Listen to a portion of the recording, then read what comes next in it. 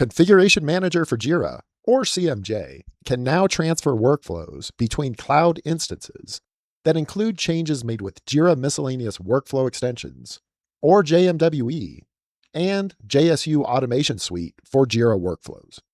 In this video, we'll walk you through how that works from start to finish. We'll start by creating a snapshot. Head over to Apps, then Configuration Manager, and click into Snapshots. From here, go ahead and create a new snapshot. Give it a name, and then add the project that contains the workflows with your JMWE and JSU edits.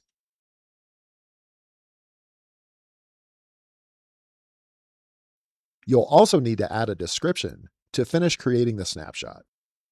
Labels are optional. You can add them if you want, or just leave them blank.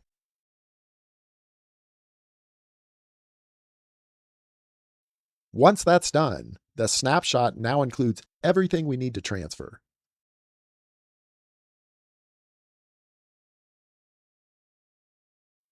Next, let's move over to the deployment section and create a new deployment. Here, you'll enter a name for the deployment and select the destination cloud site. Then, from the Snapshots dropdown, choose the snapshot we just created. Before we deploy, let's do a quick check to make sure our app data is included. We can do that using the addition filters. If we open the workflow and switch over to the Changes tab, we can see exactly what's being added. And here we can see our JSU function. If we want to scroll a bit, we can also see that the JMWE preset we're using will be transferred as well. So everything's looking good. At this point, we're ready to deploy.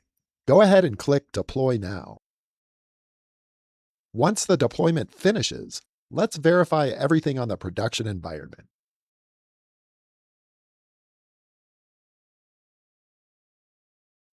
If we open the project's workflow and take a quick look, we can see that the JSU and JMWE changes are there.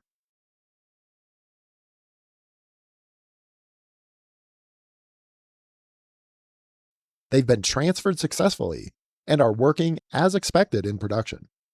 And that's it. That's how easy it is to transfer workflows with JMWE and JSU using Configuration Manager for Jira.